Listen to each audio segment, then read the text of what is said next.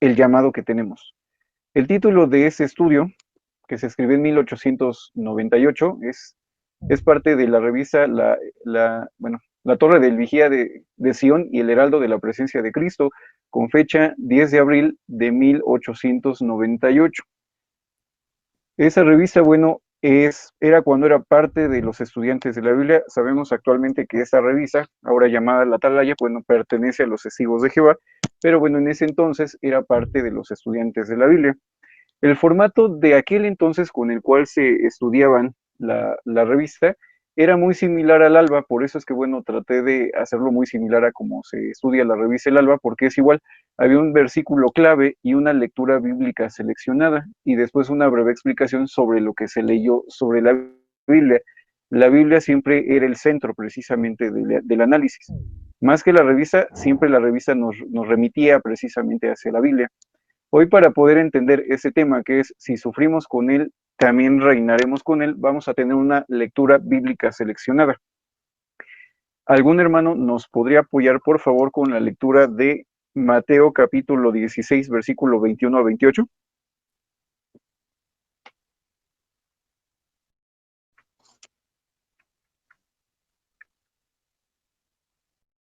Es Mateo, de hecho lo estoy buscando yo también, Mateo 16, 21 a 28, por si alguien quiere darle lectura. Si no, bueno, lo estaría yo también buscando aquí en internet.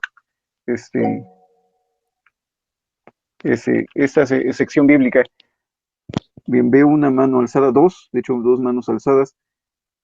Hermano, por favor, José Luis, ¿nos podría ayudar, por favor, con la lectura, por favor?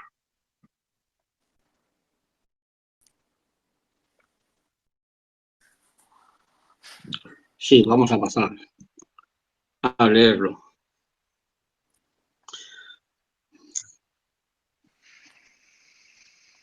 Desde aquel tiempo, sí, es el 21, Mateo 16, 21. Desde aquel tiempo comenzó Jesús a declarar a sus discípulos que le convenía ir a Jerusalén y crecer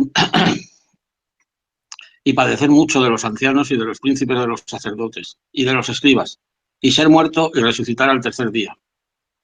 Y Pedro, tomándolo aparte, comenzó a reprenderle diciendo: Señor, ten compasión de ti, en ninguna manera esto te acontezca. Entonces él, volviéndose, dijo a Pedro: Quítate delante de mí, Satanás. Me eres estorbo, porque no entiendes lo que es de Dios, sino lo que es de los hombres. Entonces Jesús dijo a sus discípulos: Si alguno quiere venir en pos de mí, niéguese a sí mismo y tome su madero y sígame. Porque cualquiera que quisiere salvar su vida, la perderá. Y cualquiera que perdiere su vida por causa de mí, la hallará. Porque ¿de qué aprovecha el hombre si ganare todo el mundo y perdiere su alma? ¿O qué recompensa dará el hombre por su alma? Porque el Hijo del Hombre vendrá en la gloria de su Padre con sus ángeles, y entonces pagará a cada uno conforme a sus obras. De cierto os digo, hay algunos de los que están aquí que no gustarán la muerte hasta que hayan visto al Hijo del Hombre viniendo en su reino. Gracias. Pues, de hecho, aquí vemos algunos puntos muy, muy interesantes sobre esta sección bíblica. Se los voy a leer, hermanos, de hecho lo estoy buscando en este momento, de la versión, hay una versión que a mí me gusta mucho, que es la versión Septuaginta al español. De hecho, a mí me parece una de las mejores traducciones que hay de la Biblia. Sin embargo, sí tengo que decir que es una Biblia un poco cara, entonces no la he comprado, yo la estoy buscando en una página que se llama Biblia Todo. Por si en algún momento quieren leerlo, pueden leerlo ahí. Esa Biblia se me hace como una traducción menos parafraseada como las versiones regulares. La versión Valera es muy común, pero pues sí tiene, obviamente, pues tratan de acomodarlo a nuestro idioma, el español, y pues sí es difícil, ¿no? Sí es difícil la traducción. Si alguna vez han tratado de traducir un texto, sí es difícil traducir un texto. Entonces, pues bueno, los hermanos en su tiempo hicieron su mejor esfuerzo, pero pues siempre hay cosas que podrían sonar extraños. Les voy a leer nuevamente ese texto, ya nos ayudó el hermano, ahora se los voy a leer de la versión Septuaginta. Dice: desde entonces empezó Jesús a manifestar a sus discípulos que él debe a Jerusalén ir y mucho padecer de los ancianos y sumos sacerdotes y escribas y ser muerto y al tercer día resucitar. Tomándole aparte Pedro, dícele, intimando: lejos de ti, Señor, no será esto, no.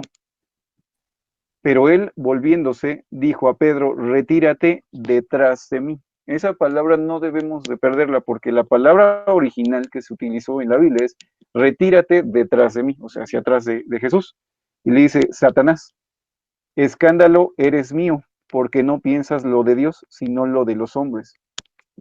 Entonces Jesús dijo a sus discípulos, si alguno quiere ir en pos de mí, o en pos de mí venir, si alguno quiere en pos de mí venir, niéguese a sí mismo y alce su cruz y sígame. Pues el que quiere salvar su alma, pues el que quisiere su alma salvar, perderála, mas el que perdiere su alma por causa mía, hallarála. Pues ¿qué aprovechará un hombre si el mundo entero ganare y a su alma dañare? ¿O qué dará un hombre en cambio de su alma? Pues debe el Hijo del Hombre de venir en la gloria de su Padre con sus ángeles, y entonces remunerará a cada uno según su conducta. En verdad os digo que hay algunos aquí parados, los que no gustarán la muerte hasta que no vieren al Hijo del Hombre venir en su realeza. La palabra más cercana a la traducción es realeza, no es venida como tal, es realeza. Entonces, bueno, el traductor trató de hacer su mejor esfuerzo, embargo, en esa Biblia está un poco mejor traducido el texto. Van a notar ciertos cambios porque esta Biblia trata de no parafrasear, sino utilizar las palabras originales y acomodarlas de forma que se entiendan sin agregar más letras o palabras, como muchas Biblias lo hacen para adaptarlo al idioma receptor. Hasta aquí alguna duda, hermanos. Veo por ahí una palma levantada, es del hermano Francisco, ¿es correcto? Se habrá quedado de antes, porque ahora mismo no la ha levantado. Se ve que se ha quedado puesta, pero no sé bajarla, no sé.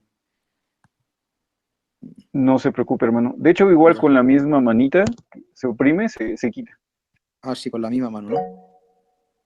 Exactamente. Ah, pero ahora Veo sale dos dos veces, ¿no? comentarios. Perdón. Bueno, ahorita ya bajó, pero otra vez subió la manita. Entonces, si vuelvo a oprimirla, va a bajar. Vale, la oprimo. ¿Ha bajado? Muchas gracias, hermano. Gracias a ti.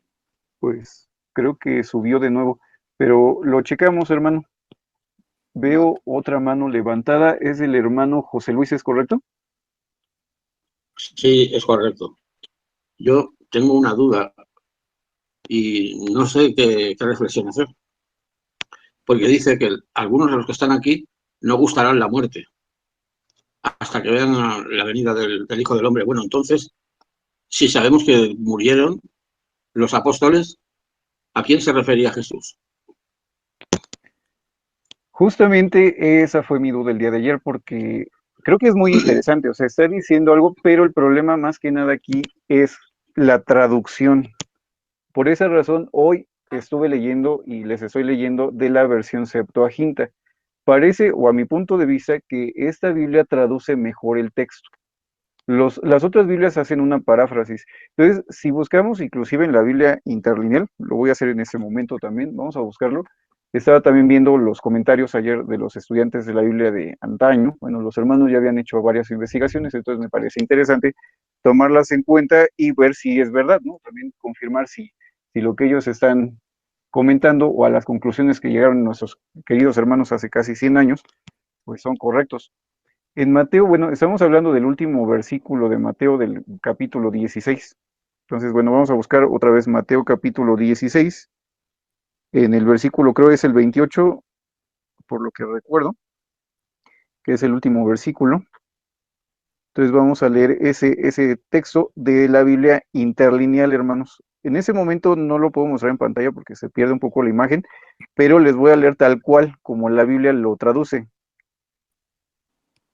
Dice amén, o sea, la palabra que se utiliza de inicio es amén. Estoy diciendo a ustedes que están siendo algunos de los aquí, han estado de pie, quienes no gusten de muerte hasta probable vean a el Hijo del Hombre viniendo en el reino de él.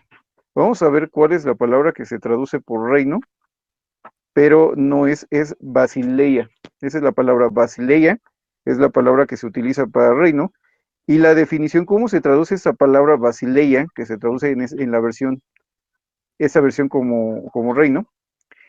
Es propiamente es realeza, es decir, es algo abstracto como reinar, gobernar, algo concreto, cambio, un campo, ámbito, literalmente, o es algo figurado también podría ser.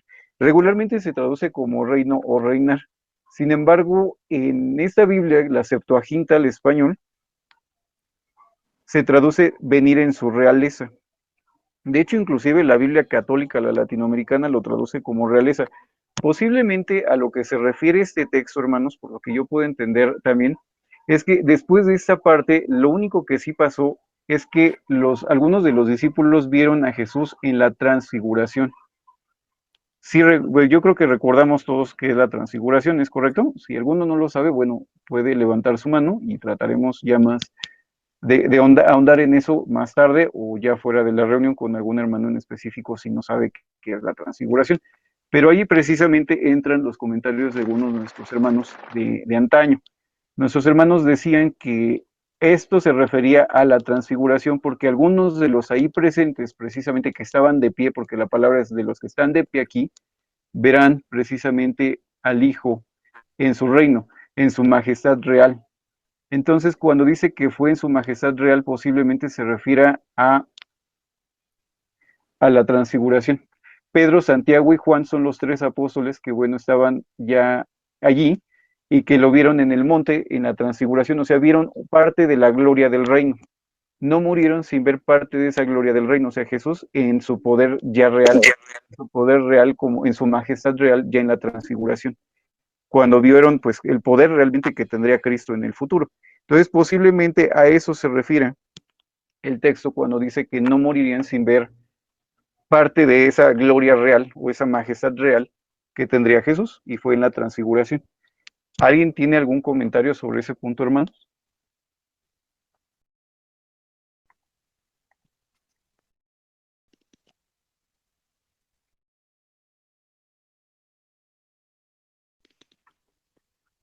Creo que no. No hay comentarios. Bien, hermanos, pues vamos a seguir entonces con el estudio. Precisamente ese punto también a mí me llamó mucho la atención porque sí es un poco más, pues sí es un poco complejo, ¿no? De entender algunos pasajes bíblicos, pero pues bueno, estudiando las escrituras, pues se pueden llegar a las conclusiones correctas a través del Espíritu Santo. Precisamente de ahí la importancia de pedir al Espíritu, más de pedir a Dios, Espíritu Santo, para que podamos entenderlo en el nombre de Jesucristo. Bueno, pues vamos a continuar, hermanos, con el estudio. El versículo clave de este día es Isaías 53:5, que dice, fue molido por nuestras iniquidades. Vamos a leerlo completo, es Isaías capítulo 53, versículo número 5. Ya leímos la lectura bíblica seleccionada. Nos centramos ahora en ese momento en el versículo clave, Isaías 53:5, que dice, mas el herido fue por nuestras rebeliones, molido por nuestros pecados, el castigo de nuestra paz fue sobre él, y por su llaga fuimos nosotros curados. Aquí estamos hablando de los padecimientos de Cristo. Voy a leer los primeros dos párrafos, hermanos. Dice aquí, bueno, estoy revisando aquí alguna de los comentarios. Veo un comentario. Me dice la hermana Janet que hay una mano levantada. No sé si el hermano Francisco quiera compartir algún comentario o si se quedó la manita abierta otra vez. Yo ahora mismo la tengo bajada. ¿No? ¿Sale ahí como que está levantada? Ya no, ya aparece como abajo, pero me aparece igual arriba. Pero no se preocupe, hermano, para saber si tiene algún comentario y no pasarlo de largo. Vale, muchas gracias, muy amable, Rafa. Al contrario, hermano. Bien, dicen los primeros dos párrafos. Esta lección nos lleva al tiempo de la crucifixión. La primera parte del ministerio de nuestro Señor estuvo dedicada a establecer la fe de sus discípulos a través de curaciones, milagros e instrucciones. Les había enseñado que Él era el Rey prometido, el Mesías, y les había prometido que si eran fieles participarían de las glorias del reino. Sin embargo, hasta ese momento no les había explicado cómo es que el sufrimiento y la muerte deben anteceder a estas glorias. Desde entonces, Jesucristo comenzó a declarar a sus discípulos que debía ir a Jerusalén y sufrir cosas, muchas cosas de parte de los ancianos, de los principales sacerdotes y de los escribas, y ser muerto y resucitar al tercer día. Mateo 16:21, Biblia de las Américas. Era necesario que supieran de los sufrimientos que se esperaban, así como las glorias que vendrían. No era conveniente que supieran de esos sufrimientos desde el principio, hasta que su fe y confianza estuvieran afianzadas. Aquí vemos una valiosa lección para todos aquellos que buscan caminar en los pasos del Maestro, especialmente para aquellos que se esfuerzan en enseñar a otros, a saber que la verdad debe comunicarse a modo de que los oyentes puedan oírla, como si fuera leche para niños y carne para los hombres, o sea, para las personas pues ya un poco más mayores, ¿no? Entonces aquí, bueno, tenemos bastante material para poder conversar a este respecto. Jesús, bueno, no les había explicado a los apóstoles muchas cosas. De hecho, vemos, ¿no?, que él mismo les decía, tengo mucho que decirles, pero no lo soportarían o no lo entenderían para ese momento debido a su avance espiritual. Pero Jesús ya estaba a punto de enseñarles más acerca de qué, sí, o sea, sí, habría un reino, habrían bendiciones, pero cuál era el costo precisamente de ese reino. Entonces, aquí vemos ese punto. Jesús no lo saturó de información. Y aquí el hermano que haya escrito ese texto hace un poquito más de 100 años, nos hace hincapié en un punto muy importante. Como maestros de la palabra de Dios, no debemos saturar a la gente de información que no pueda comprender. A veces, bueno, suele pasar que algunos hermanos, los respeto y los admiro por su labor, porque no es fácil, se paran en ciertos lugares públicos y empiezan a gritar a la gente que se va a ir a un infierno o que va a haber un castigo si siguen haciendo ciertas cosas. Sin embargo, creo que no es lo más correcto. Sé que su labor pues está llena de amor, porque pues dedicarle tiempo a proclamar la palabra de Dios en una plaza pública pues no es fácil y requiere tiempo y preparación y sobre todo pues no tener miedo ni temor ni pena. Es una labor pues admirable. Sin embargo, creo que el mensaje podría ser un poco mejor, en el sentido de que deberíamos enseñarle a la gente lo que sí puede entender, algo que los ayude a acercarse a Dios por amor y no por miedo. Entonces, cuando nosotros enseñamos la palabra de Dios, tenemos que hacerlo de una forma que realmente guíe a la persona a cambiar su vida, pero de una forma más favorable, o sea, que sea por amor. Si el miedo es la base, yo creo que no va a durar mucho la obra, o sea, realmente la vamos a derribar con nuestras manos. Cuando llegue el fuego de la prueba, no va a resistir la obra que estamos construyendo, pero si lo hacemos como Jesús lo hizo y como nos enseñó, enseñando cosas básicas para ir avanzando y explicarle a la persona antes del bautismo a qué se está dedicando, entonces, pues bueno, creo que es lo más correcto. ¿Tienen algún comentario, hermanos, experiencia sobre ese tema? Hermano Marcos, por favor. Hola, ¿qué tal? Buen día, hermanos. Lo que estaba pensando en lo que usted estaba mencionando tenía que ver con lo siguiente, ¿no? Cuando uno quiere ayudar a alguien que tiene hambre, lo lógico no es que lo alimente con un montón de comida, sino que lo vaya alimentando de a poco para ir saciando ese hambre, porque si uno lo alimenta con mucha comida puede causarle un mal. Y así también sucede con las personas que quieren conocer la fe. No podemos explicarle todo de una sola vez porque lo vamos a embotar, sino que le tenemos que ir explicando de manera paulatina, paso a paso, las verdades espirituales. Entonces, lo que hacía Jesús con sus apóstoles no le dijo todo lo que iba a suceder al principio de su ministerio, sino que paulatinamente le iba revelando información para que ellos pudieran asimilarlo y pudieran entender lo que iba a suceder a futuro con Jesucristo como el Mesías. Eso es lo que quería comentar. Muchas gracias, hermano, por sus comentarios. Estoy totalmente de acuerdo. Entonces, pues sí, Jesús, bueno, nos pone aquí ejemplos. Aquí no viene citado ese texto, pero bueno, sí dice la Biblia, en especial Pablo, cuando dice que debe, bueno, leche hay para niños, o sea, inclusive Pablo dice que, bueno, se les explicó cosas fundamentales primero a los niños espiritualmente, pero que ellos ya deberían de ser personas maduras espiritualmente y empezar a comer alimento sólido. Pero eso también precisamente nos muestra que es poco a poco. El maestro debe de pedir siempre Espíritu Santo y pedirle a Dios que nos diga por dónde empezar. Muchas veces algunos hermanos que se acercan, ha sido pues realmente el grueso de los asistentes aquí, ya tenían fe, ya tenían conocimiento, solo es empezar a construir donde ya había información. La información que es correcta, bueno, pues seguirla utilizando en el hermano y pues ayudarle solo a edificar su fe en las cosas que pueden hacer falta. Entonces, hay que pedir Espíritu Santo, hay que pedirle a Dios que nos ayude siempre a ser mejores maestros para los hermanos nuevos. No hay un método, hermanos, quisiera decirles que hay un método apostólico, el único método apostólico es este, leche para niños, alimento sólido para los maduros. Entonces, es algo que, bueno, el Espíritu nos tiene que mover a hacer. No puede haber un manual, o sea, podemos leer manuales de otras iglesias si les es posible, no es malo, hay que tomar lo que es correcto, desechar lo que no, pero lo básico es pedir siempre a Dios ayuda porque pues estamos compartiendo su palabra. No es nuestra palabra, no es nuestra enseñanza, es la palabra de Dios. Entonces pidamos siempre a Dios que nos ayude a ser buenos maestros. Bien, hermanos, pues de no haber otro comentario, podríamos pasar ahora precisamente al siguiente párrafo, o los siguientes dos párrafos de ser posible, de este estudio. Dice aquí, el noble e impulsivo Pedro había sido anteriormente elogiado, en ese capítulo, por cierto, que se leyó de Mateo, por haber confesado que Jesús de Nazaret era el Cristo, el Mesías prometido mucho tiempo atrás. Quizás la aprobación del maestro tuvo algo que ver con el atrevimiento de Pedro en esa ocasión. Con nuestra naturaleza pobre, débil y caída, es difícil mantener el equilibrio y decir lo correcto en el momento correcto. En ese momento Pedro cometió un error, pues trató de convertirse en maestro y olvidó su posición de alumno o discípulo. Cuando trató de reprender al maestro e instruirlo diciendo, no lo permita Dios, Señor, eso nunca te acontecerá.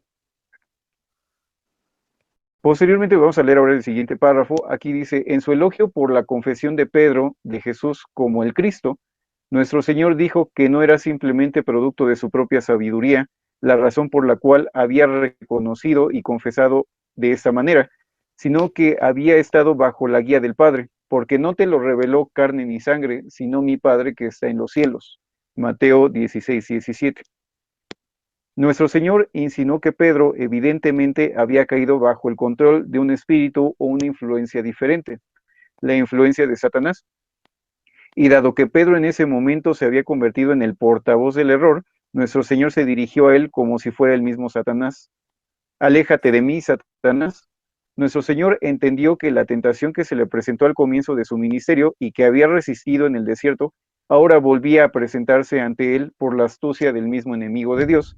Quería utilizar a Pedro como canal para la tentación para impedirle avanzar en el camino de sacrificio como parte del plan de Dios que Dios le había señalado. Entonces, aquí hay varios puntos, hermanos. Yo creo que vamos a tratar de recapitular sobre estos dos textos aquí citados, que es Mateo 16:17 y Mateo 16:23. Solo que en contexto, hermanos, si ustedes leen todo el capítulo 16 de Mateo, Jesús primero elogió a Pedro, porque Pedro le dice, ¿quién dices que soy? Y le responde Pedro en el versículo 16, tú eres el Cristo, el Hijo del Dios viviente.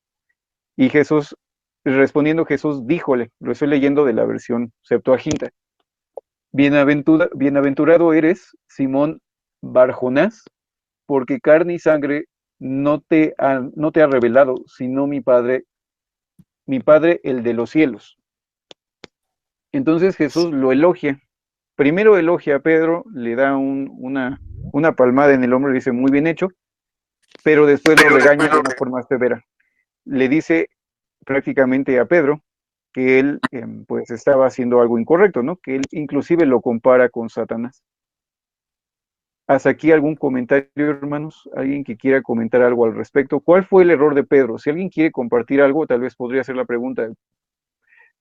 ¿Cuál fue el error de Pedro? ¿Por qué creen que dijo esas palabras, hermanos?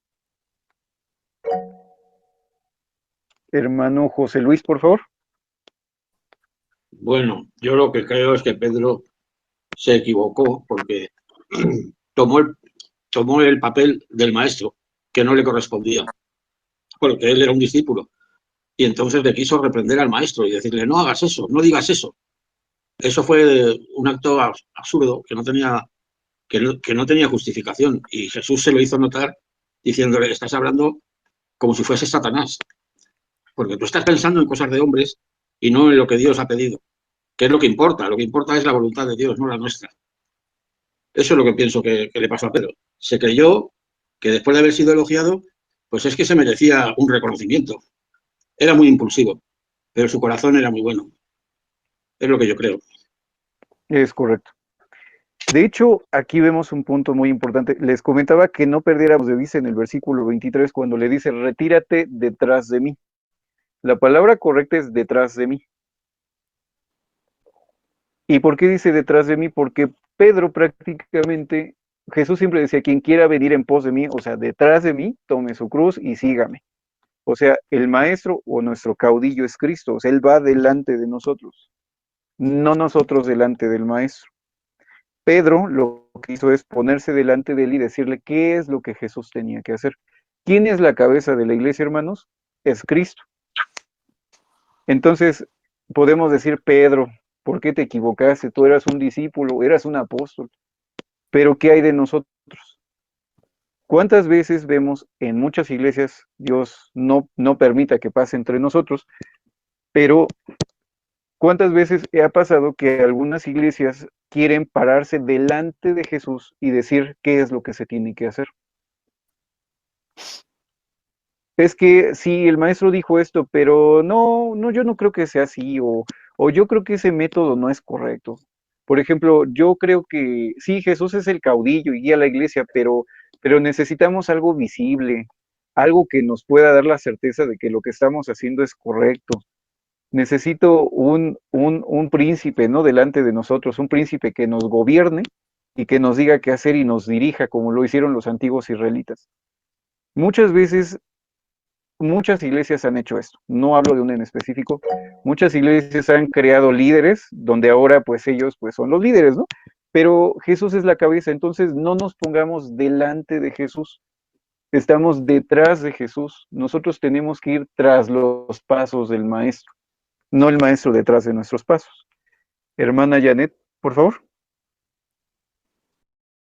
De moda las iglesias donde te dicen que canceles todo mal, que todo eso no te tocará, todas esas cosas. Y entonces aquí, cuando la Biblia da el permiso de que esto se escriba, es en ese sentido, de que la emoción le ganó a Pedro. Sabemos que Pedro era muy emocional. Entonces le ganó a Pedro y claro, por emoción, Pedro no iba a querer eso para Jesucristo, estamos claros, pero no significa eso que Jesucristo estaba mostrando que él sí lo iba a pasar y que nada de que tú lo canceles, así sea con tu boca, iba a dejar que eso pasara. Entonces, por eso se permite escribirlo en la Biblia para mostrar que no por la emoción que tengamos va a dejar de suceder algo. Y si Jesucristo le estaba diciendo era porque yo voy a poner el ejemplo, si yo voy a sufrir lo que voy a sufrir porque soy la cabeza de esto y el Hijo de Dios, con más razón ustedes de aquí en adelante. Entonces, cuando este tipo de religiones te dicen, cancela eso, que esto no te va a ocurrir, no te alcanzará, no te llegará, esas son palabras de Satanás, porque realmente dice que para seguir al Cristo hay que sufrir. Lo niegues, lo canceles con tu boca, lo que tú digas y todo. Pero es todo lo contrario, porque si Jesucristo está poniendo el ejemplo, quiere decir que eso va a ocurrir, tanto en Jesús como nosotros que somos menos que Jesús. Entonces, en este aspecto es que la Biblia permite que esto quede escrito. Es correcto, hermana, muchas gracias. Estoy totalmente de acuerdo. Aquí el punto es que Jesús nos pone el ejemplo y nos dice, quien quiera venir tras de mí, tome su cruz y sígame, que eso es lo que quiere decir el maestro. Entonces, él mismo hace esto. Entonces nos pone el ejemplo. Nuestro dechado es Cristo, nuestro ejemplo, nuestro maestro, nuestro caudillo. Él es, pues, volvemos a decir lo que en todas las reuniones, que es el camino, la verdad y la vida. Él es el camino. Él nos muestra en dónde debemos de caminar para llegar al Padre. Entonces, el camino es el sacrificio y sí hay sufrimiento. Entonces, bueno, así creo que, bueno, todos estamos de acuerdo con lo que se está comentando. Otro punto muy importante que nos hace ver el hermano que escribió el artículo es que Jesús tuvo una tentación similar al inicio de su ministerio. Satanás, precisamente en Mateo capítulo 4, que es donde se presenta la tentación que hace Satanás al Señor, dice aquí en Mateo capítulo 4, en el versículo número 8, dice, otra vez le llevó el diablo a un monte muy alto y le mostró todos los reinos del mundo y la gloria de ellos, y le dijo, todo esto te daré si postrado me adorares. Entonces Jesús le dijo, vete, Satanás, porque escrito está, al Señor tu Dios adorarás y solo a Él servirás. Y entonces el diablo le dejó, y aquí vinieron ángeles y le servían. Entonces, ¿qué vemos aquí, hermanos? Pues Jesús fue tentado. Jesús no es Jehová, por Hola, eso él no tenía los reinos del mundo. Entonces, ¿qué pasa aquí, hermanos? Pues al no ser él Jehová, pues los reinos no le pertenecen. Jehová se los iba a dar a él si daba su vida en sacrificio y también aprendía y empatizaba con nosotros, prácticamente a través de su ministerio terrenal. Pero Satanás prácticamente con eso le dice, no tienes que sufrir. Yo te doy todos los reinos del mundo, ayúdalos, llévalos a la comunión con tu Padre, pero no tienes por qué sufrir. Solamente te pido una cosita de nada. Ríndeme un acto de adoración y te doy los reinos del mundo. ¿Para qué sufres? Precisamente eso es como yo puedo entender e interpretar estos textos, ¿no? Entonces, posiblemente en el momento en que Pedro le dice, no tienes por qué sufrir, Señor, y no permita a Dios que te pase esto, está diciendo, no tienes que sufrir, tú puedes hacer las cosas sin necesidad de sufrir. Pero Jesús sabía cuál era la voluntad del Padre, y sabiéndolo, él dijo, no, y ve detrás de mí, no te pares delante de mí, quieras decirme qué hacer, porque no te corresponde. Retírate, ubícate detrás de mí y sígueme. Y precisamente es cuando les dice, pues el que quiera salvar su alma, la perderá, pero el que pierda su alma, por mi causa, la hallará. Si alguno quiere venir en pos de mí, niéguese a sí mismo, alce su cruz y sígame. Hermano Marcos, por favor. Estaba pensando de Pedro que simplemente estaba usando su razonamiento carnal, porque como decía el texto de Isaías 53, Jesús era un varón de dolores. Ahora Pedro le dice, no, Señor, no te va a pasar todo eso que tú dices. Entonces Pedro estaba siendo utilizado por la influencia de Satanás para tratar de hacerlo pensar a Jesús de que no le iba a pasar todo lo que él decía. Quizás hasta yo podría pensar que Pedro le dijo, me parece que está siendo muy exagerado. Entonces, yo creo que Pedro estaba usando su razonamiento humano y no entendía bien el propósito que tenía Cristo, que era venir a dar su vida en sacrificio. No lo entendía aún, por eso le dijo eso de que no iba a sufrir las cosas que iba a sufrir. Ese era mi comentario. Es correcto. ¿Cuántas veces igual en nuestras vidas viene la gente y nos dice, no tienes por qué sufrir, ¿para qué haces esto? Tú vive tu vida, eres joven, todavía puedes hacer muchas cosas, o no te niegues estas cosas porque pues eres joven. Y así, dependiendo de nuestra edad, pues tenemos varias situaciones que nos dicen, no tienes por qué sufrir. Dios no te va a permitir sufrir, pero hoy vemos precisamente que Jesús nos dice que el cristiano tiene que sufrir tal como el Maestro. En algún momento todos, como en la Santa Cena o en la conmemoración que celebramos cada año, cuando se parte el pan, nosotros somos el cuerpo de Cristo. Así dice la Biblia, que la iglesia es el cuerpo de Cristo. Cuando el pan es roto, precisamente esto también es un símbolo de cómo la iglesia va a ser quebrantada de alguna forma. No solo Jesús, sino también el cuerpo del Cristo. Entonces, de alguna manera, hermanos, inclusive en ese momento solemne que es la Santa Cena, recordamos el sacrificio de Jesús que nos permitió ahora a nosotros llevar nuestra vida en sacrificio a Dios y que también vamos a ser quebrantados de una o de otra forma en el servicio a Dios. Estamos recordando también nuestro sacrificio que estamos ofrendando a Dios en nuestras vidas, tal como el Señor nos puso de echado en ese momento. Seguimos los pasos del Maestro y estamos también ofreciendo nuestras vidas como sacrificio. Entonces, eso es uno de los puntos importantes a recordar. ¿Hasta aquí algún comentario, hermanos?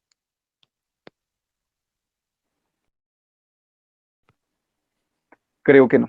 Vamos a seguir con los siguientes dos párrafos. Dice, la lección aquí presente es para cada uno de nosotros. Debemos ser portavoces de Dios y de la justicia. No, perdón, dice, la lección aquí presente es para cada uno de nosotros. Podemos ser portavoces de Dios y de la justicia o portavoces del error y de Satanás. Podemos ser ayudas u obstáculos a los miembros del cuerpo de Cristo. Debemos ser cuidadosos de qué palabras y nuestra conducta, que nuestras palabras y nuestras conductas siempre estén de acuerdo con el plan divino, tal como el Maestro nos lo enseñó lección tras lección, incluso a través de sus apóstoles escogidos e inspirados desde Pentecostés. Debemos recordar las palabras de nuestro Señor cuando dijo, sois siervos de aquel a quien obedecéis.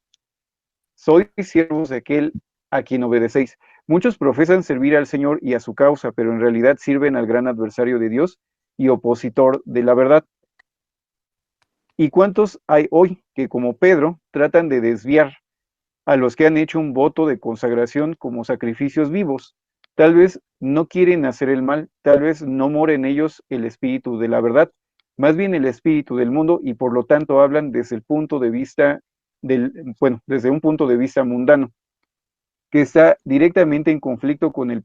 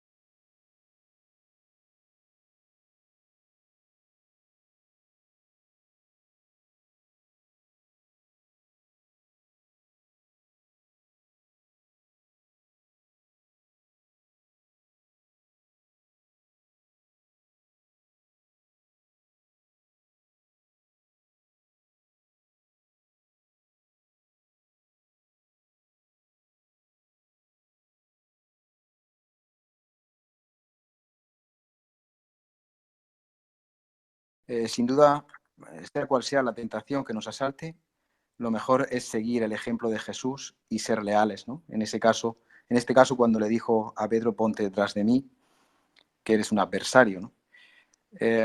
Asimismo, también recordemos que el diablo se alejó de Jesús a la espera de otro momento conveniente y tal vez haga lo mismo con nosotros. Es decir, aquí vemos en este relato esa lucha continua entre Satanás y Jesucristo y esa muestra de fidelidad constante hasta la propia muerte. Eso nos enseña a nosotros que ese es el desafío, que Satanás está como un león rugiente y nunca se va a apartar. Y va a tratar por todos los medios siempre de desviarnos de la verdad y de apartarnos de Jehová. Es correcto. Buscará la oportunidad y no una vez, sino aquí vemos que otra vez vuelve a atacar, pues tal vez llevando a Pedro a esas conclusiones, ¿no? Digo, el apóstol no lo hizo con mala intención, pero pues sí vemos posiblemente una influencia porque precisamente eso es. Tal vez no es que Satanás vaya y le diga a Pedro, dile esto, ¿no? Y como en las películas vaya y se lo diga al oído, ¿no?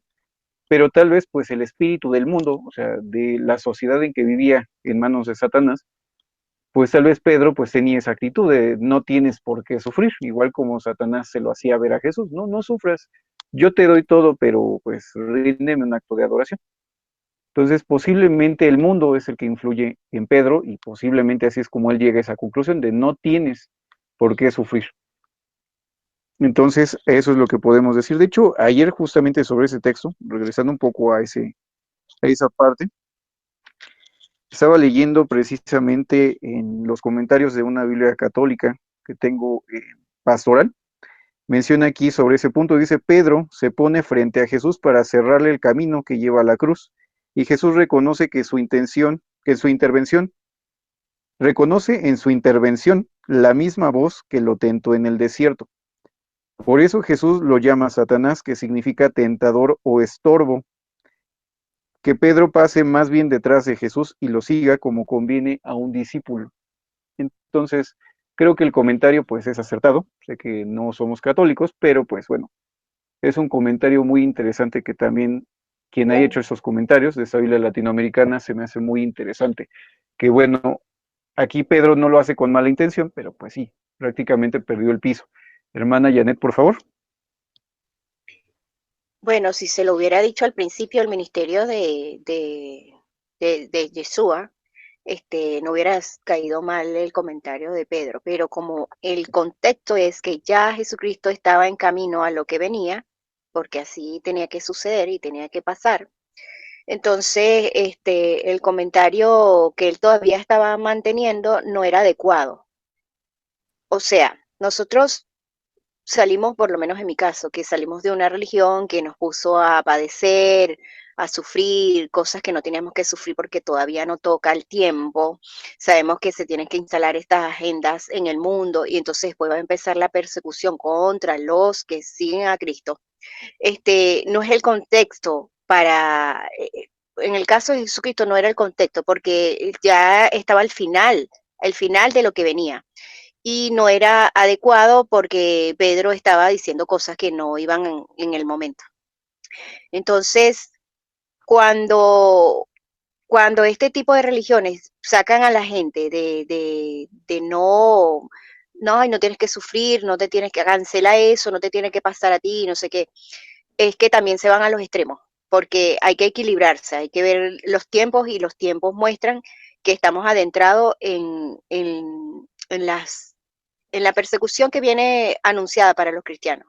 Entonces hay que ver siempre cómo van las cosas para poder comentar. Es correcto. Pues bueno, hermanos, vamos a continuar con los siguientes párrafos para finalizar, porque es un poco más largo ese estudio, debido a que, bueno, no es como tal la revista del ALBA, y bueno, es un poco más cortos los estudios del ALBA. Mencionan los siguientes, vamos a leer los siguientes dos párrafos. Dice, nuestro Señor no perdió la oportunidad de reforzar la lección que había comenzado a enseñar y que Pedro casi interrumpió. Mostró a sus discípulos que no solo él, su maestro, debía sufrir, sino que todo aquel que quisiera ser su discípulo, sentarse con él en su trono y compartir los honores del reino, también debe sufrir.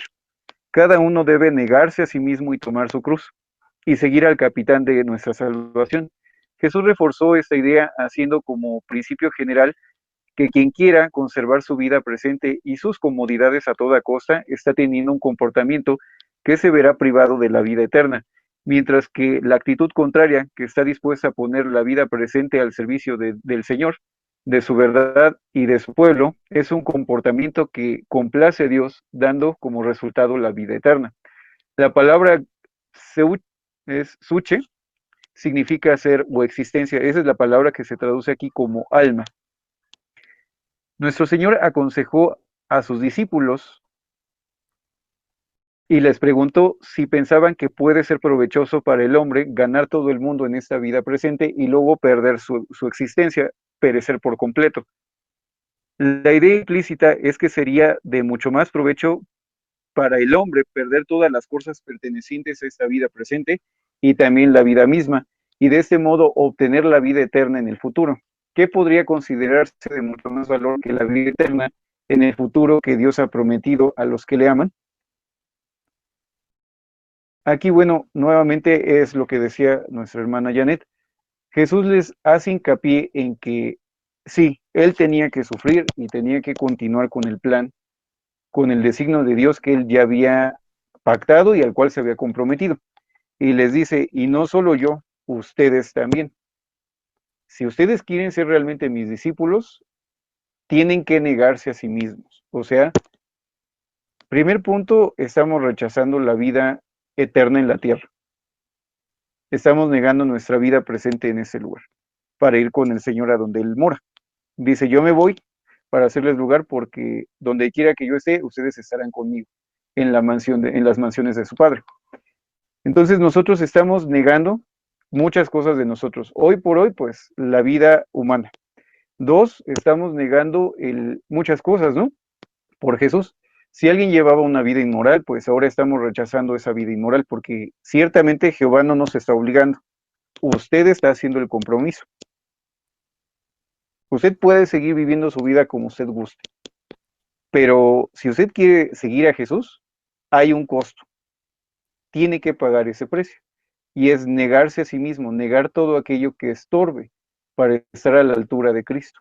Y entonces tomar esa cruz. O sea, no es un camino fácil. Cuando Jesús tomó la cruz, recuerden, o sea, Jesús utiliza esa cruz que él sabía que tenía que cargar como un símbolo para nosotros. Y el símbolo es dolor. Cuando Jesús iba con el madero o con la cruz, con el estauros, ¿cómo lo hizo? ¿Iba sonriendo? ¿Iba feliz? ¿Cómo iba el Señor? Bueno, pues si Él nos dijo que teníamos que cargar también nosotros una cruz, significa que no iba a ser fácil, que era un camino. A partir del momento en que fue apresado y que empezó a caminar con la cruz, fue un camino que seguramente para Él fue eterno, fue doloroso, se cayó 3 veces, lo golpearon, iba herido, iba caminando herido. Posiblemente también eso puede hacer en nosotros, caminar heridos por muchas cosas que nos vayan pasando en ese camino, hasta que al final muere el Señor. Y así tendría que ser con nosotros. Al final nos espera la muerte, una muerte física, para poder resucitar como el Señor en los cielos. Entonces, aquí eso es lo que podemos observar nosotros, que el camino es difícil. Y si Jesús puso ese ejemplo, no creo que haya sido solo una coincidencia. Entonces, bueno, eso es lo que yo les puedo comentar acerca de eso. Estoy revisando, hermano Marcos, por favor, ¿algún comentario? Sí, lo que le dijo Jesús es de que si alguno quería seguirlo, tenía que tomar su cruz. Tenemos que recordar que la cruz, o el madero, como gusten llamarlo, era el símbolo de la muerte en aquel tiempo. Entonces, cuando Jesús le dice tiene que tomar su cruz o su madero, les estaba refiriendo al símbolo de la muerte. Entonces, aquellos que querían seguir a Cristo tenían que pasar por la muerte. Y realmente esto es un mensaje impopular, porque ¿quién quiere sufrir la muerte? Ninguno, todos nos queremos vivir, todos queremos tener la vida eterna. Sin embargo, Cristo decía que para los verdaderos seguidores de Él, aquellos que realmente querían seguirlo, tenían que pasar por esa puerta, que era la muerte. ¿Por qué? Porque el premio o la recompensa a una vida de sacrificio siguiendo al Maestro iba a ser la vida eterna. Pero esa vida eterna iba a ser en otra faceta, que iba a ser la faceta celestial para los verdaderos seguidores de Cristo. Entonces Jesús estaba dando también un mensaje de dolor a los discípulos. Le iba a decir, mirá, no te va a ir bien en la vida, vas a sufrir persecución, vas a sufrir tentación, te van a querer matar por las creencias que vos tenés. O sea, era un camino duro ser un cristiano de Cristo. Y eso mismo nos pasa a nosotros hoy.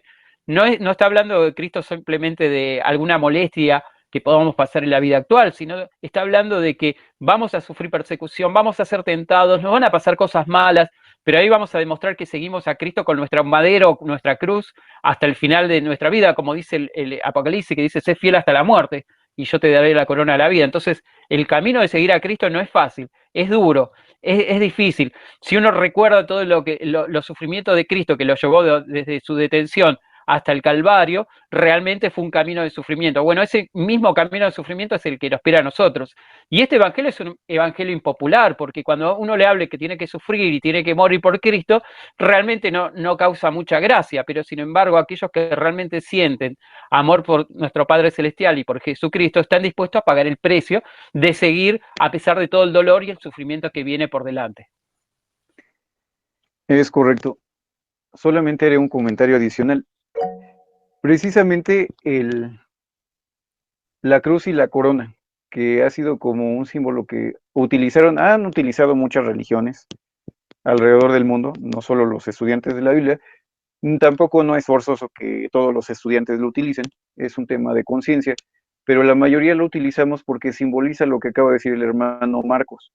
La cruz es lo que vimos aquí es la consagración, es que hemos renunciado a muchas cosas de nuestra vida, hemos hecho un pacto de sacrificio con el Señor y estamos cargando una cruz. Sabemos que, va a ser difícil, pero hemos aceptado ese sufrimiento. Eso es lo que simboliza la cruz. La corona, precisamente lo que acaba de decir el hermano Marcos, dice, sé fiel hasta la muerte, a pesar de todo lo que estás sufriendo, y yo te daré la corona de la vida. Cuando Jesús le dice eso a la iglesia, que es a la segunda iglesia del Apocalipsis, les dice también 10 días, o sea, 10 años, Satanás los echará a cárcel y prácticamente los llevará a tribulación. Sé fiel hasta la muerte y yo te daré la corona de la vida. Entonces, eso simboliza, para los que se han preguntado qué simboliza esa cruz y esa corona, precisamente es eso: la renuncia, la consagración, el pacto de sacrificio y la corona que nos espera si hacemos todo de una manera fiel. Hermana Ambroselis, por favor. Hola, hermanos, buenos días. Sí,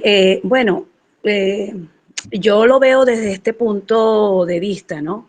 Jesucristo durante su ministerio lo disfrutó, fue feliz, no llevó una cruz durante ese tiempo, sino al final de su ministerio fue que tuvo mucho sufrimiento, pero mientras él disfrutaba ir a la plaza, hacer muchas cosas, pues, curar a los enfermos, todo eso, esa historia es muy bonita. Entonces, yo no creo que ser seguidor de Jesús es que vivamos sufriendo, sufriendo, sufriendo. Llegará en su momento, cuando llega la gran tribulación o el Armagedón o lo que tenga que llegar, bueno, sufriremos en su momento. Pero durante este tiempo, más bien debemos imitar a Jesús en su ministerio, ayudar a la gente, llevar un mensaje, disfrutarlo. Es lo que debemos hacer. De hecho, Dios, nuestro Padre Jehová, es un Dios feliz y desea que nosotros seamos felices. Y de hecho, un corazón alegre es una buena medicina. Entonces, a veces creemos que por ser cristiano es algo muy duro, es algo muy triste. Pues yo, Ambroselis, más bien desde que me he acercado más a Dios, a su palabra, que la he analizado, me siento más feliz. No sufro. Más bien, si tengo algún sufrimiento, acudo a su palabra y eso me da esperanza, me siento bien. Entonces no me parece que sea un camino de sufrimiento. Quizás en el futuro, cuando Dios haga justicia, bueno, y si estamos vivos, sufriremos eso, pero mientras somos cristianos, podemos ser felices. Que si tenemos que sufrir porque éramos alcohólicos o porque practicábamos ciertas cosas y tenemos que dejarla, bueno, en ese caso sí sufriremos, ¿verdad? O porque queremos poner en práctica ciertas cosas como la paciencia, el aguante. Bueno, cuesta mucho, sufre mucho ser cada día más paciente, pero considero que el camino del cristianismo es un camino maravilloso, hermoso, y Dios es un Dios feliz, quiere que seamos felices. Exactamente, hermana, justo eso es el punto importante. No es que estemos como, bueno, A lo mejor como antiguamente ciertos monjes, creo que ya no lo hacen, pero algunos monjes que se recluían y se latigaban y hacían como ciertas penitencias, ¿no? O sea, tampoco no vamos a llegar a ese extremo, pero hay hermanos que sufren más que otros, como usted bien mencionó, porque tienen que dejar cosas atrás. A veces puede ser, pues, enseñanzas de una religión antigua, puede ser porque llevaban una vida inmoral, porque tal vez tenían una carrera política y hoy ya no la tienen, sea, pueden ser muchas situaciones que definitivamente pueden hacer que una persona llegue a sufrir un poco más que otras personas. Ciertamente hay hermanos que son muy tranquilos, que llevan una vida tranquila, o sea, que no llevan una vida inmoral, o sea, siempre han sido personas moralmente correctas. Y ellos no tienen tanto problema en hacer cambios porque son mínimos, pero hay personas que sí les cuesta mucho, ¿no? En mi caso, pues sí tengo que decir que cambiar prácticamente hacia el cristianismo correcto me ha costado mucho. O sea, la verdad es que sí ha sido difícil por muchas situaciones anteriores. Entonces, todos tenemos un punto. ¿Por qué lo decimos? Porque también hay hermanos de otras religiones que precisamente tienen otro tipo de teología. No recuerdo cómo se llama ese nombre de esa doctrina, pero se llama algo de teología de no me acuerdo qué, donde dicen, si usted se acerca a Cristo, usted ya no va a sufrir. Usted tendrá casa, coche, dinero, todo se lo va a dar a manos llenas Dios, porque Dios es su Padre y su Padre es rico y usted va a ser rico, ¿no? Entonces, a veces perdemos como el punto, o queremos ser como los antiguos, eh, como esas personas de la antigüedad cristiana, que eran monjes que se latigaban y sufrían todo el tiempo, o queremos disfrutar la vida y no sufrir porque ya somos hijos de Dios. Creo que lo que usted dijo, hermana, es lo correcto. O sea, hay que verlo desde un punto de vista neutro, porque sí, Jesús fue feliz, ¿no? Y estuvo en las bodas de Canaán y seguramente estaba disfrutando, pero no siempre fue así. Hay varias manitas levantadas. Vamos a comenzar a dar los comentarios, hermanos. Estoy viendo solamente quienes tienen su mano arriba. Hermano Juan Andrés, por favor. Mucho gusto. ¿Me escuchan? Así es. Bueno, siguiendo la línea de lo que se está conversando ahorita sobre los sufrimientos, ¿no? Yo, según mi entendimiento, según lo que he leído, ¿no? Según mi experiencia de la vida, todos tenemos que sufrir, todos. Sin embargo, esto es algo equilibrado y como bien se ha mencionado, depende también de la vida de cada quien. Sin embargo, todos enfermamos, todos morimos, todos nos puede pasar un accidente, todos perdemos a alguien, todos hemos atravesado una pandemia, entonces todos tenemos que sufrir. Y es cierto lo que dice por lo menos Ambrosel, que se es feliz también en esta vida. De hecho, el cristianismo es un camino feliz. Sin embargo, vamos a ser realistas. La felicidad absoluta solo será en el reino de Dios. Ahorita no podemos ser felices, la felicidad es relativa. Lo que sí es que debemos tener cuidado que esos sufrimientos que son comunes a todos los hombres, agarrando otra cita bíblica que tiene que ver con otra cosa, pero que tomando esa idea de que es común a los hombres, pues que todas esas cosas que afrontemos en nuestra vida, debemos tener cuidado que ninguna nos aleje de Dios, ninguno de esos sufrimientos. Así vamos a cumplir la ley del Cristo. Porque si por algún sufrimiento llegamos a renegar a Dios, pues ahí está fallando y ahí fallamos. Entonces, bueno, esa es mi reflexión al respecto. Muchas gracias por su comentario, hermano Juan. Hermano Francisco, por favor. Sí, el significado básico del vocablo griego traducido por repudiese es decir no. Decir no es renunciar a, por ejemplo, nuestras ambiciones, deseos, comodidades, placeres egoístas que teníamos anteriormente, antes de conocer realmente a Cristo, ¿no?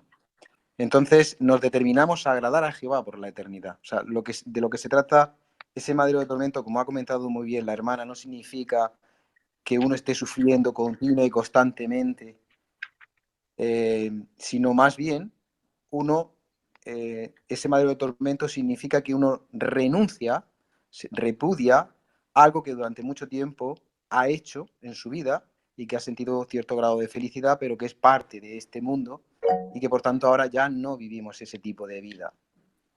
Por otro lado, me ha gustado mucho cuando se ha dicho que Jehová es un Dios feliz. Y claro, aquellos que le representan también lo tenemos que ser. En cierto modo, nosotros tenemos que buscar esa felicidad porque el cuerpo humano no funciona bien cuando uno está triste, cuando uno está sufriendo. Suben ciertos niveles en nuestro cuerpo y nos desequilibra, ¿no? No quiero entrar en detalles médicos, pero realmente no estamos hechos para vivir así. Quizás por un poco de tiempo, como pasó con Cristo al final de sus días, pues ya se sabía, ¿no?, que Él tenía que morir en sacrificio. Pero esa vida pusilánime de dolor, de sufrimiento, como muchas religiones hacen, esa tortura, ese estar continuamente haciéndose daño uno a sí mismo, no es propio de un cristiano. Más bien uno tiene que buscar la manera de ser feliz aun a pesar de ese madero que uno carga en estos tiempos. Cuando llegue la persecución y llegue el momento de demostrarle a Jehová que somos fieles hasta el fin, pues entonces sí, será un sufrimiento total porque tendremos que dar nuestra vida en sacrificio. Pero ahora podemos disfrutar del ministerio, podemos disfrutar de hacer el bien a otros. De hecho, la Biblia en Hechos dice: hay más felicidad en dar que en recibir. Todas las cosas todo el ministerio cristiano es pura felicidad. Y eso nos ayuda a ser equilibrados emocionalmente. Si tuviéramos continua y constantemente pensando en algo malo, entonces se dispara el cortisol en nuestro cuerpo, no dormiríamos bien, viviríamos en ansiedad y eso nos enfermaría. Entonces no queremos enfermar, lo que queremos es tener energía para servir a nuestros hermanos y las personas que necesiten saber tanto de Jehová como de su plan. Es correcto, hermano. Así es, dicho, bueno, tenemos que ser felices como nuestro Dios es feliz. Hermano Marcos, por favor. Sí, también tenemos que recordar de que no es que nosotros vamos a andar todo el día tristes, latigando, haciéndonos, flagelándonos para sentirnos mal, para sufrir porque queremos seguir el ejemplo de Cristo. Nosotros queremos ser felices y disfrutar de buenos momentos, disfrutar de una comida, disfrutar de estar juntos como familia, disfrutar de los amigos, disfrutar de los hermanos, disfrutar de nuestra relación con nuestro Padre Celestial. Eso nos va a traer alegría y felicidad. Pero lo que tenemos que tener en cuenta es que el sufrimiento que está hablando la Biblia no es que lo generamos nosotros, sino que son factores externos. Y ese sufrimiento viene por las circunstancias de la vida, cuando nos enfermamos, cuando muere un ser querido, cuando se nos rechaza por nuestras creencias. Hay un montón de factores que siempre son externos. Y a ese es el sufrimiento que menciona, el cual nosotros tenemos que, a pesar de todas estas circunstancias negativas, ser fieles a nuestro Padre Celestial y a Cristo. En 2 Timoteo, capítulo 2, verso 3, dice lo primero: tú pues sufre trabajo como fiel soldado de Jesucristo. Y después en el verso 11 dice así: por tanto, todo lo sufro por amor de los escogidos, para que ellos también consigan la salud que es en Cristo Jesús, que es en gloria eterna. Esta es palabra fiel, que si somos muertos con Él, también viviremos con Él. Si sufrimos, también reinaremos con Él. Y si nos negáramos, él también nos negará. Entonces, lo que está hablando del sufrimiento no es que nosotros nos vamos a autoflagelar, sino que son sufrimientos externos. El mayor perseguidor de la fe de los cristianos, no estamos poniéndolos siempre a futuro, a decir, bueno, va a venir un tiempo que vamos a ser perseguidos. El mayor perseguidor de los cristianos está en la actualidad obrando, y ese es Satanás, por medio de hacer que la vida sea complicada para nosotros, nos cuesta llegar a juntar el dinero para pagar las cuentas, tenemos que se nos enferman los chicos, no nos alcanza para comer. Entonces tenemos un montón de factores que causan sufrimiento, pero son factores externos. Y como dijeron los hermanos, sí, nosotros siempre queremos estar bien, queremos estar felices, y tener una relación con nuestro Padre Celestial es parte de nuestra felicidad. Pero tenemos que recordar que los sufrimientos son externos, no son causados por nosotros mismos. Ese era mi comentario. Es correcto. Hermana Ambroselis, por favor. Sí, como dijo el hermano Marcos, creo, que habló anteriormente, sí, los sufrimientos son externos, pero también a veces son internos, a veces son creados por nuestra mente. Nos angustiamos en exceso y eso llega a enfermarnos. De hecho, en la actualidad hay muchas enfermedades mentales causadas por la misma mente. Y por eso muchos psicólogos animan a controlar nuestra mente y nuestros pensamientos. Otra cosa también que quería mencionar era que nosotros con nuestro comportamiento, al decir que somos cristianos, pero andamos tristes, o no hacemos esto, o no hacemos el otro, eso puede hacer tropezar a mucha gente que desea acercarse a este camino, porque la gente puede decir, ay, pero él es cristiano, pero vive, tú lo ves muy triste todo el tiempo, o lo ves que no trabaja, porque de hecho en los testigos de Jehová se animan a las personas a prácticamente a no trabajar, a no estudiar, a no hacer nada. Entonces uno conoce muchos hermanos que no lo hacen y bueno, no tienen lo necesario ni siquiera para comer y eso no hace feliz a nadie. Entonces, lejos de acercar a que la gente se acerque al cristianismo, pues se aleja, porque nos ve sufriendo en demasía, donde todos tenemos problemas, todos. Dígame usted, aquí en Venezuela, en Argentina, que se escucha también muchas cosas. O sea, todos tenemos realmente problemas, pero el camino del cristianismo realmente es un alivio cuando hay problemas. Entonces, decirle a la gente que a pesar de las dificultades, estudiar la Biblia, acercarse a Dios, tener una relación con Él, pues nos ayuda a ser felices a pesar de las adversidades. Y algo es importante, no solamente con nuestra habla, sino con nuestra actitud, ser alegres al saludar, buenos días, hola, ¿cómo están? ¿Cómo se sienten? ¿Ves? Es importante en la familia saludar, hola, hijo, hola, hija, o esposo, te amo, te quiero. O sea, ese tipo de cosas es importante nosotros, vivir el cristianismo, eso, vivir en el amor, en demostrar el amor y decirlo también. Gracias, hermana, por sus comentarios. Es correcto. Pues bueno, para recapitular, para no pasarnos del tiempo, faltan 2 párrafos donde se habla acerca de doctrinas que se hablan en otras religiones. Se los dejo de tarea, hermanos, que puedan leer el PDF. Ya son los últimos 2 párrafos. Eso ya quedaría de tarea para no alargar más la reunión. No creo que sea tan interesante ya, bueno, sí es interesante, pero ya no tan importante en cuanto al tema de Pedro, que era como lo central, ¿no? Que quien con Cristo sufre, con Cristo reinará, era el tema. Entonces, bueno, lo demás es como información suplementaria. Solo para finalizar, quiero leerles una parte del Salmo 91 que dice, Él te librará del lazo del cazador, de la peste destructora. Recordemos que a Satanás se le llama el cazador. O sea, es un ser que, como cualquier cazador, está atento a lo que hacen las presas para poder atacar en el momento justo. Entonces, pues nuestra labor es no caer, no permitir que el tentador nos haga daño, o sea, tratar de estar siempre cerca de Dios para que precisamente Él nos libre del cazador. 2, no servir de instrumentos para el cazador. Y 3, no tropezar.